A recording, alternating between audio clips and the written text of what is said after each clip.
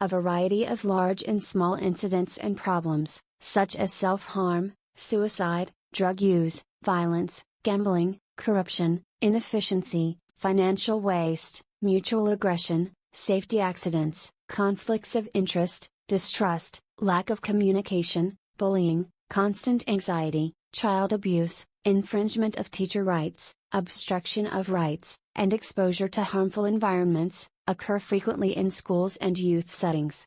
Despite the diverse roles of public institutions such as the Education Office, schools, police, and judicial agencies, many of these issues are repeatedly happening in blind spots where the reach of the system and law does not extend or is delayed. The reasons can be found in the limitations of a bureaucracy-centered response system, conflicts and cover-ups among stakeholders, fear of social stigma or disadvantages, the spread of new forms of problems in online and informal spaces, and organizational self-interest.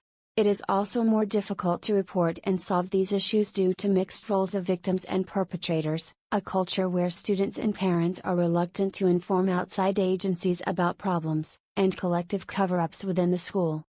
In this reality, the potential role of a private education investigator is gaining attention.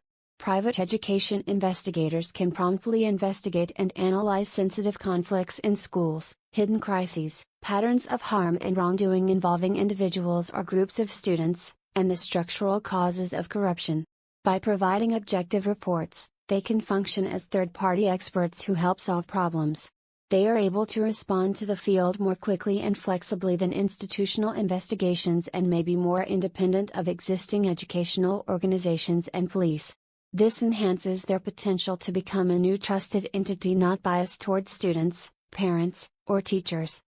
Such informal roles as educational investigators or consultants appear in a variety of ways internationally.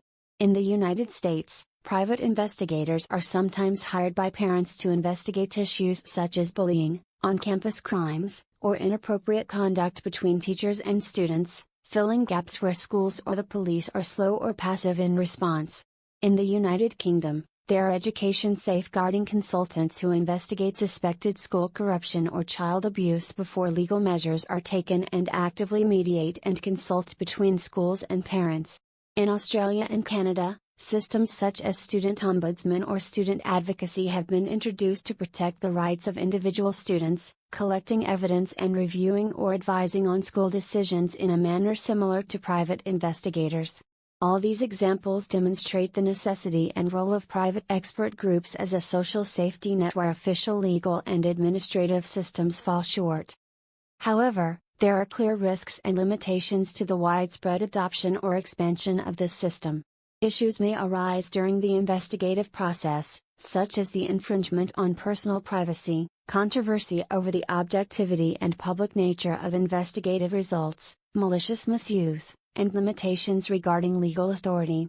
There may also be concerns about conflicts of authority with schools or education authorities, representing only the interests of certain groups, invasion of privacy, or fabrication of evidence. Therefore, for a private education investigator system to take root effectively and positively, it is necessary to establish strict qualification systems and ethical codes, clearly define the scope of activities, ensure effective checks and connections with public institutions, maintain transparency in investigative outcomes, and respect legal boundaries. With such a foundation, private education investigators have the potential to complement blind spots neglected by institutions and become part of a new educational safety net, providing real benefits to students, parents, and schools based on trust and neutrality. As is evident in international cases, these specialist roles can fill various institutional gaps across prevention, counseling, mediation, and in-depth diagnosis. If developed in this way, together with the trend of digitalization, the new profession of education investigator could open new pathways for analyzing and suggesting solutions to educational issues. They could influence curriculum improvement, analyze data to increase student satisfaction, and assess and suggest improvements for specific programs or policies. By collecting and analyzing educational data, they explore and address issues present in the school environment.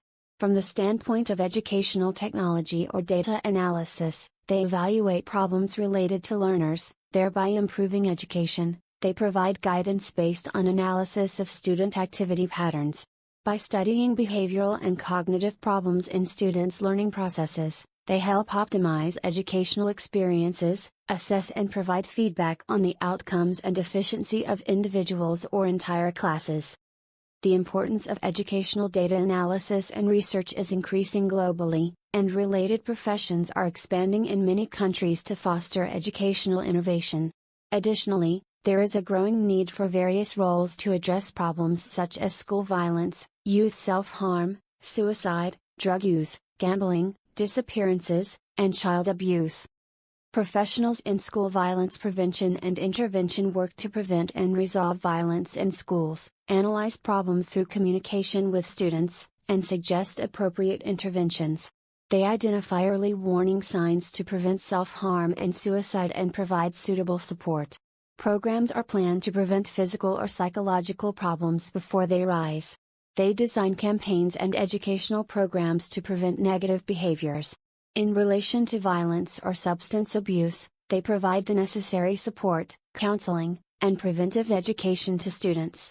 At-risk students are identified and connected to appropriate resources and support. They also develop and improve policies related to solving youth issues, evaluating their effectiveness through data analysis and research, and recommend necessary revisions. These professionals offer various services to prevent child abuse and missing children and protect at-risk youth. They plan and execute campaigns to prevent drug use and gambling, organize and run educational and awareness programs in the community, and provide support to protect the rights of children and youth and resolve their problems.